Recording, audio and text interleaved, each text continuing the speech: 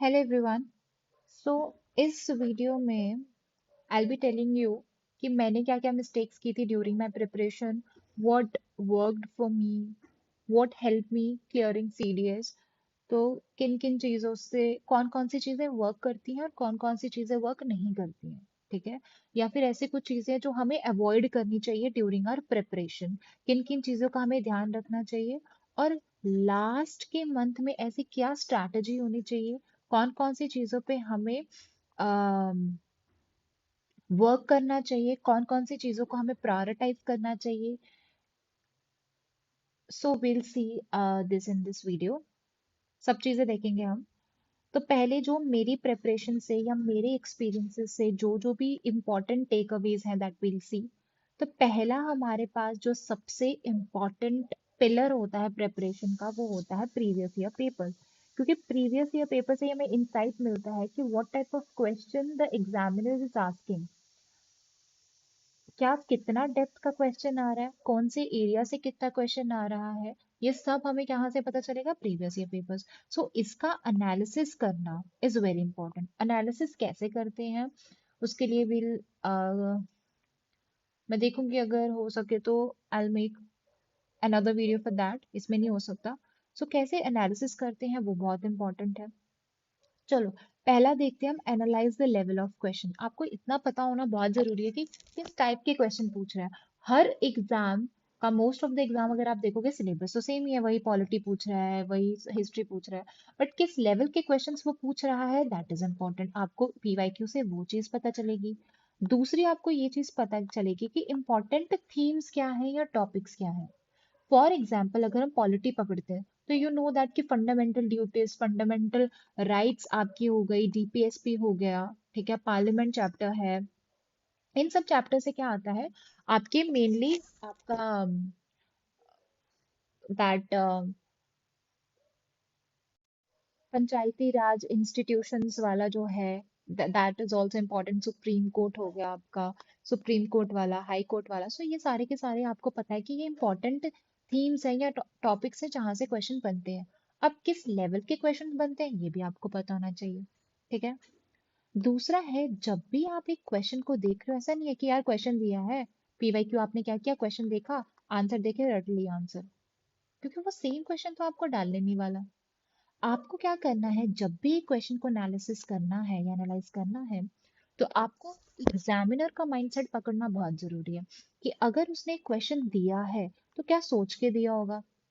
ऐसा कौन सा ऑप्शन है जो हम एलिमिनेट कर सकते हैं, या ऐसा कौन सा इसमें से ऑप्शन है जो कि गलत नहीं हो सकता है, या जो भी है, ठीक है। तो ये माइंडसेट ऑफ एग्जामिनर, इसको देखो इन डिटेल हम नेक्स्ट वीडियो में देखेंगे। मैं आई सी कि कब तक वो वीडियो लाएंगे, बट आई ट्राई कि कैसे आपको उसमें बताऊंगी कि एक पेपर का एनालिसिस कैसे करना है, मतलब प्रीवियस ईयर पेपर्स का एनालिसिस कैसे करना है, ओके।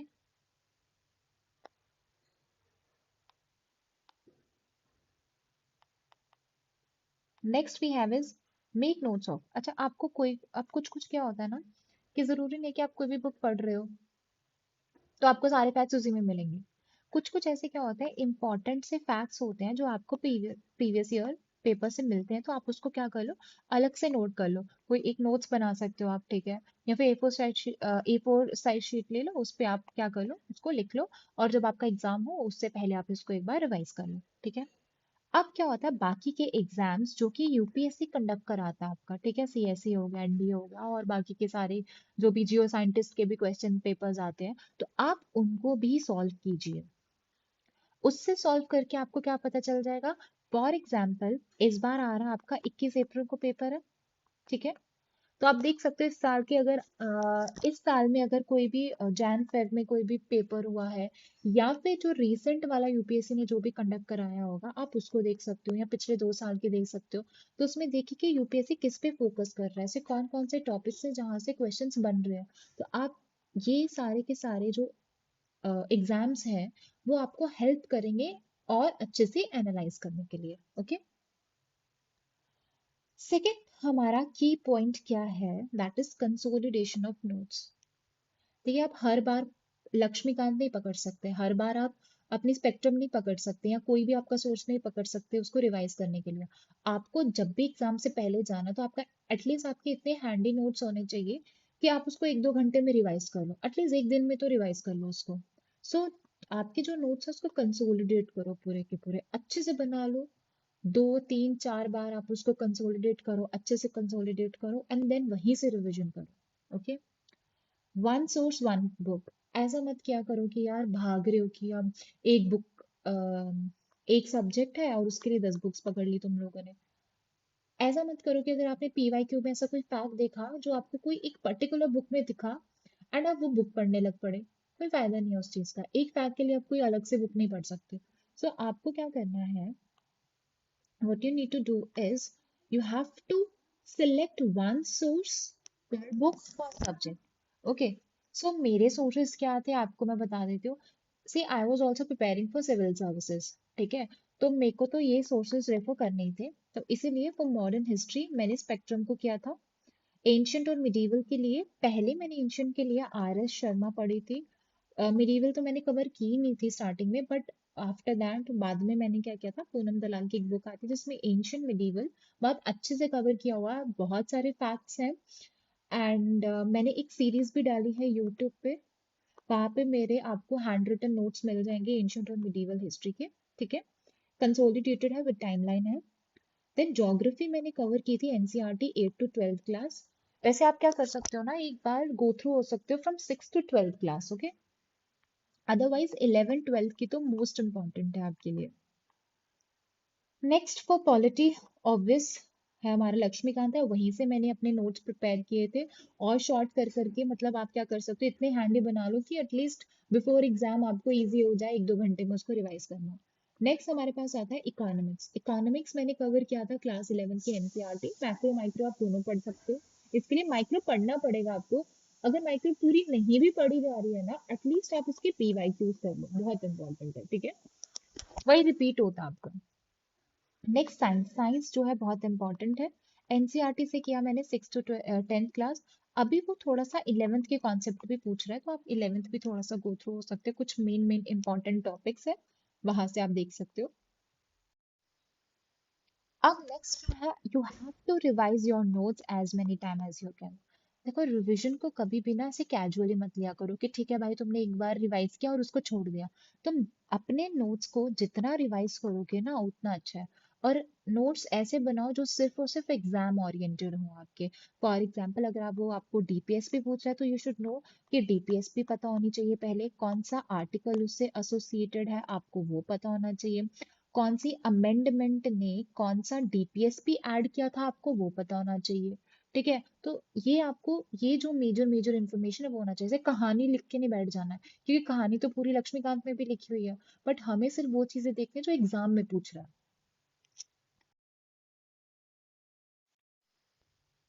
सो नेक्स्ट अपने पास क्या है, नेक्स्ट है हमारे पास स्ट्रेंथ एंड वीकनेसेस।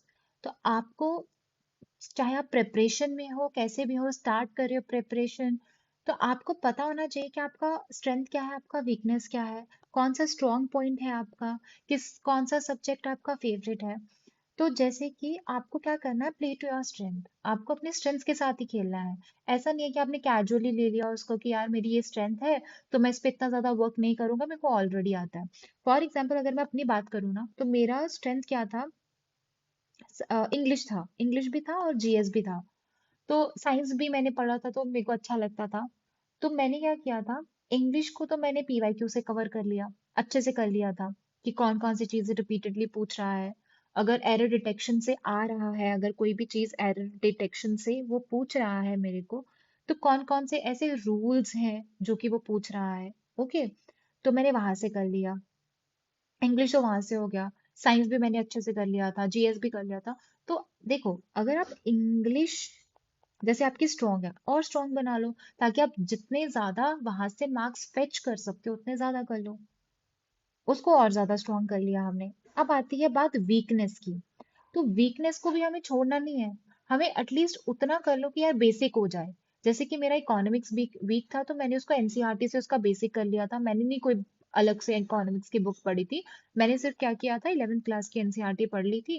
मैक्रो और माइक्रो दोनों पढ़ी थी, क्योंकि माइक्रो भी आपको पूछता है सीडीएस के लिए। और मैंने क्या किया था, पीवाईक्यूज को रेफर किया था। देखो पीवाईक्यूज से रेफर होने से, मतलब को रेफर करने से क्या फायदा होता है, कि आपको पता होता है यार ये टॉपिक जैसे इन्फ्लेशन से आ रहा है या प्राइस से जो भी आ रहा है, क्वेश्चन आ रहा है। अच्छा, अगर इससे आ रहा है आपको क्वेश्चन, तो एटलीस्ट कोई और टॉपिक से गलत हो जाए, बट इस टॉपिक से गलत नहीं होना चाहिए। ठीक है। बाकी अगर कोई क्वेश्चन आता है ऐसा, तो वो तो डिफिकल्ट आता है, तो वो सबके लिए डिफिकल्ट होगा। और अगर चलो मान लिया आपके लिए डिफिकल्ट है, तो आपको छोड़ भी सकते हो ना, जरूरी थोड़ा ना कि आपको उसको अटेम्प्ट ही करना है। बट वीकनेस को बिल्कुल ऐसे कैजुअली मत छोड़ दो। ठीक है। फोर्थ हमारे पास होता है प्रायोरिटाइज योर प्रिपरेशन। सी, ऐसा नहीं करना है कि हर एक को आप उतना उतना समय नहीं दे सकते। जैसे इकोनॉमिक्स है, इकोनॉमिक्स को थोड़ा ना तुम एक हफ्ता लेके बैठ जाओगे, तुम्हारे पास एक दो मंथ रह गया लास्ट का, तो क्या करोगे तुम? आपको कॉस्ट बेनिफिट एनालिसिस करना है, वो लिखना है कि ऐसा कौन सा पेपर है, पेपर वन पेपर टू में से, या कौन सा सब्जेक्ट है जिसमें मैं जितना इनपुट लगाऊंगा उससे ज्यादा आपको आउटपुट दे रहा है वो। ठीक है। फॉर एग्जाम्पल इंग्लिश, इंग्लिश पे अगर आप दे भी रहे हो ना टाइम, इन्वेस्ट कर रहे हो, तो आपको आउटपुट भी तो ज्यादा दे रहा है कि नहीं दे रहा है? अगर आप अकेले 70 से 80 मार्क्स अगर आप इंग्लिश में ले आओ, तो आपको बाकी बचे 20 से 30 मार्क्स आपको जीएस में लाने हैं। तो इजी हो जाएगा कि नहीं हो जाएगा? वहीं अगर आप हफ्ता हफ्ता इकोनॉमिक्स को दे रहे हो या सिर्फ हिस्ट्री पढ़ रहे हो आप, ठीक है, at the end of the day जब आपको पेपर में आएगा, तो हिस्ट्री के कुछ ऐसे क्वेश्चन आ जाएंगे जो कहीं से होंगे ही नहीं, तो फिर आपका लॉस ही है, टाइम वेस्टेज हो गया उसमें। तो कॉस्ट बेनिफिट एनालिसिस क्या किया तुमने? सो वेटेज के अकॉर्डिंगली देखो, प्रायोरिटाइज करो कि पहले यार मैं ये कंप्लीट करूंगा, फिर ये, फिर ये, फिर ये, और लीस्ट प्रायोरिटी नीचे होगा। कम से कम जो टॉप मोस्ट प्रायोरिटी हो वो तो कंप्लीट हो जाए आपका। फॉर एग्जाम्पल साइंस है, इंग्लिश है, करंट अफेयर्स से कितना क्वेश्चन आता है, इससे 30 आ रहा है, इससे 30 आ रहा है, तो यही करो ना, इंग्लिश कर लो, ये तीन चीजें भी कर लोगे ना अच्छे से, तो भी आपका एग्जाम क्लियर हो जाएगा। ओके। बट अच्छे से होना चाहिए। फिर मैं ये नहीं बोल रही कि आप जीएस छोड़ दो, ठीक है, बट अगर आपके पास कोई ऑप्शन ही नहीं है, आप पेपर देने जा रहे हो, 1 से 2 महीना रह गया, तो एटलीस्ट आप प्रायोरिटाइज कर लो भाई, आपके कौन कौन से ऐसे कोर एरियाज हैं जिन पे आप ज्यादा मेहनत करके और अच्छे मार्क्स ला सकते हो, कौन कौन सी ऐसे वीकनेस है जिसपे सिर्फ बेसिक करके ही आप क्या कर लोगे, अच्छे से उसको, एटलीस्ट अगर आपको 10 क्वेश्चन आ रहे हैं तो 6 तो कर ही लोगे उसमें से। Next is don't run behind gaining knowledge. हम क्या करते हैं ना, हम बोलते हैं कि आज अगर आपने पेपर देखा, उसमें फैक्ट आया था, जैसे 2022 का पेपर है, अब पिछली बारी मैंने जब सीडीएस दिया था उसमें आई थिंक कोई 2019 का करंट अफेयर आया था, तो अब इसका मतलब तो ये नहीं है 2019 का था, या शायद किसका था, आई एम नॉट,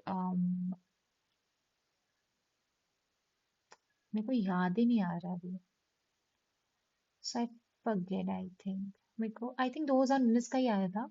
तो इसका मतलब ये थोड़ा ना कि आप क्या करोगे, 2 साल का करंट अफेयर लेके बैठ जाओगे और लग पड़ोगे। वो 1 मार्क्स का क्वेश्चन था यार, एक था, दो, एक का भी नहीं था, 0.88 का होता है ना, तो सॉरी, एक का भी नहीं होता, तो आप उसके पीछे थोड़ा ना पूरा का पूरा रिसर्च करने बैठ जाओगे कहाँ से डाला है। कोई तो भी एक स्क्रिप्ट पे आया था शायद, आई थिंक इंस्क्रिप्शन पे आया था, तो वो भी कोई 1 2 साल पुरानी न्यूज से, तो आप थोड़ा ना देखने बैठ जाओगे कौन से कहाँ से रिसोर्स था, क्या था। तो एटलीस्ट जो मेन पार्ट है जहां से आप, हमें एग्जाम क्लियर करना है, हमें उसमें पीएचडी नहीं करनी है। ठीक है। सो डिमांड ऑफ एग्जाम देखो, क्या डिमांड है एग्जाम की? फंडामेंटल राइट्स पूछ रहा है तो वही पढ़ो ना, क्यों कुछ और चीज लेके बैठ गए हो तुम?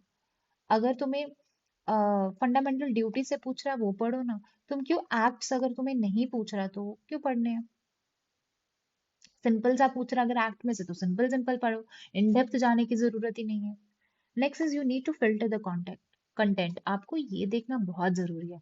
देखो कभी कभी क्या होता है ना, करंट अफेयर्स को भी फिल्टर करना बहुत जरूरी है। हम क्या करते हैं, जितना करंट अफेयर आ रहा है सबका सब पढ़ रहे हैं। देखो हर एक एग्जाम में करंट अफेयर का डिमांड, करंट अफेयर का लेवल अलग होता है, सीएससी के लिए अलग होता है, ये मैं अपने खुद के एक्सपीरियंस से बता रही हूँ, क्योंकि मैं सीएससी की भी प्रिपरेशन की है, सीडीएस की भी की है। तो आई नो कि सीडीएस में जो लेवल है वो अलग होगा, एफकैट का लेवल अलग होगा, सीएससी का अलग होगा। तो आपको इसका देखना है कि सीडीएस में किस लेवल का करंट पूछ रहा है, मैं वही करूंगा। Okay. Next is exam centric preparation. देखो आपको एग्जाम को बीच में रख के, ठीक है, कि भाई मेरे को एग्जाम सेंट्रिक प्रिपरेशन करनी है, ऐसा नहीं है कि मैं, मेरे को किसी चीज में महारत हासिल करनी है तो मैं सब कुछ पढ़ लूंगा या पढ़ लूंगी, ऐसा नहीं करना। हमें क्या करना है, जो एग्जाम में पूछ रहा है बस वही पढ़ना है और कुछ नहीं पढ़ना है।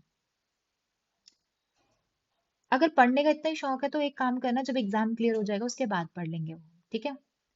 अब आता है ट्रस्ट द प्रोसेस और प्रिपरेशन। क्या होता है ना, हम ना इतना डाउट ले लेते हैं, इतना सेल्फ डाउट हो जाता है हमारे मन में कि यार पता नहीं हम जो पढ़ रहे हैं सही पढ़ रहे हैं कि नहीं पढ़ रहे हैं, ठीक है। अब इसमें मैंने ये तो बता दिया ना तुम्हें कि किस किस चीजों पे आपको फोकस करना है, तो एटलीस्ट उस चीजों पे फोकस कर लो। इंपॉर्टेंट चीज है, टू डू लिस्ट बना लो कि मेरे को ये चीज करनी है, और उस चीज पे ट्रस्ट करो, बिलीव करो कि हाँ यार यही चीज है जो काम करेगी आगे। अब अगर आप ये सोच रहे हो कि मैं बहुत सारा पढ़ के तो मेरे को सब कुछ आ जाएगा एग्जाम में, वो तो पॉसिबल है ही नहीं है। एटलीस्ट इतना कर लो जितना तुम पढ़ के गए हो, प्रोसेस को जो भी प्रिपेयर किया ना उस पर ट्रस्ट करो, कॉन्फिडेंस रखो, रिजल्ट का मत सोचो। रिजल्ट क्या होगा, क्लियर होगा कि नहीं होगा, वो तो आपके कंट्रोल में ही नहीं है। आपके कंट्रोल में है process. You need to master the process. अगर आप यहाँ पे आप एंजाइटी ले लोगे ना, एक तो आपका प्रेपरेशन अच्छे से नहीं हो पाएगा, दूसरा अगर आप एग्जाम में भी आपको एंजाइटी आने लग पड़ेगा, आपको ये लगेगा यार ये छूट गया वो छूट गया ये छूट गया, कुछ नहीं छूटा। जितना पढ़ा अच्छा है, रिवाइज किया है हमने अच्छे से। अब एग्जाम में क्या होता है ना, आपको कुछ ना कुछ कुछ ऐसे क्वेश्चंस होते हैं जिसपे आपको गैस लेना पड़ता है या इंट्यूशन पे जाना पड़ता है, रिस्क लेना पड़ता है। क्यों लेना पड़ता है, क्योंकि अब हर एक क्वेश्चन तो आपको आता नहीं है। तो उसके लिए भी you need that self confidence होना बहुत जरूरी है, प्रेपरेशन पे बिलीव होना, खुद पे बिलीव होना, इंट्यूशन पे बिलीव होना is very important. And you need to focus on process. Process पे ध्यान दो ना, अगर प्रोसेस को बहुत अच्छा कर लोगे तो ऑटोमेटिकली रिजल्ट अच्छा आएगा। अगर एंजाइटी लेके बैठ जाओगे तो तुम्हारा प्रेपरेशन भी खराब हो जाएगा, तो एग्जाम तो होगा ही होगा, तो रिजल्ट क्या आएगा, कुछ भी नहीं। Next is going without preparation. हम लोग क्या बेवकूफ़ी कर लेते हैं, जैसे माय फर्स्ट अटेम्प्ट मैंने ये बेवकूफ़ी की थी कि मैंने सोचा कि ठीक है चले जाते हैं, ऐसे देख के आते हैं एग्जाम तो दे देते हैं। ऐसा मत करो, मतलब विदाउट एनी प्रिपरेशन मत दो एग्जाम, ठीक है। अच्छे से एग्जाम देके जो जो मैंने की नोट्स बताए हैं, की टेक अवेज बताए हैं, उनको फॉलो कीजिए। जो भी आपको नोट्स हैं कंसोलिडेट कीजिए, अच्छे से एनालिसिस कीजिए, प्रेपरेशन पे ट्रस्ट रखिए और एग्जाम देने जाइए। ओके, तो पहले अटेम्प्ट में मेरी यही गलती थी, देन उसके बाद सेकंड अटेम्प्ट में I clear this exam, third में भी किया एंड फोर्थ में भी किया, ठीक है। अभी मेरा फिफ्थ अटेम्प्ट होगा, that would be my last attempt. Okay, so ये कुछ मेरी जो मेरी मिस्टेक्स थी वो मैंने बता दिया। पहले अटेम्प्ट मैंने पीवाईक्यू का एनालिसिस नहीं किया था, सिर्फ ऐसे ही चली गई थी एग्जाम देने के लिए। और कौन कौन सी चीजें मैंने अपनाई बिफोर माय एग्जाम, और मेरा ये एक मंथ का ही प्रिपरेशन था, ऐसा नहीं था कि मैं पूरे साल से प्रिपेयर कर रही थी। एक मंथ का स्ट्रैटेजी था मेरा। देखिए, इसका मतलब ये नहीं कि तुम पूरा साल भर मत पढ़ो। I was preparing for CSE, तो वो मेरे को साथ साथ में हेल्प कर रहा था। जब एग्जाम आया तो मैंने इंग्लिश को पढ़ना स्टार्ट कर दिया था। और बाकी देखो, आप एक बार के लिए ना मॉक स्किप कर लो, but please don't skip previous year paper. Previous year paper को एज अ मॉक कर लो ना, ठीक है। अगर आप करना चाहते हो और प्रैक्टिस के लिए, अगर आपको फैक्चुअल इंफॉर्मेशन के लिए अच्छे से रिफाइन करनी है तो आप मॉक ले सकते हो। मैंने तो कोई मॉक नहीं लिया था, ठीक है। बाकी डिपेंडिंग ऑन योर लेवल आप उसको एनालिसिस कर सकते हो अपनी प्रिपरेशन का, ठीक है। सो इसके बाद हम एक वीडियो लाएंगे जिसमें आई टेल यू कि प्रीवियस ईयर पेपर्स का एनालिसिस कैसे करते हैं। ऐसा नहीं है कि फैक्ट्स देखे उसको रट लिया, नहीं, इसका भी एनालिसिस का एक तरीका होता है। उसके बाद हम एक और सेकंड वीडियो लाएंगे कि क्या होता है ना कि पेपर में आपको सारे के सारे क्वेश्चंस नहीं आते हैं, तो आप कैसे कॉमन सेंस लगा के ट्रिक्स टिप्स या जो भी है सबका सार मैं बता दूंगी, क्या क्या आप चीजें यूज कर सकते हो जिससे एटलीस्ट आप अपना स्कोर को क्या कर सकते हो, इनहेंस कर सकते हो, ठीक है। 5 6 7 10 क्वेश्चन, 10 नंबर भी आप बढ़ा सकते हो इससे, ठीक है। एक रिस्क कैसे लेना होता है, अंधाधुंध रिस्क नहीं लेते हैं। तो ये सब चीजें will talk in coming videos. Okay, I hope ये वीडियो आपको हेल्प किया होगा। Thank you so much.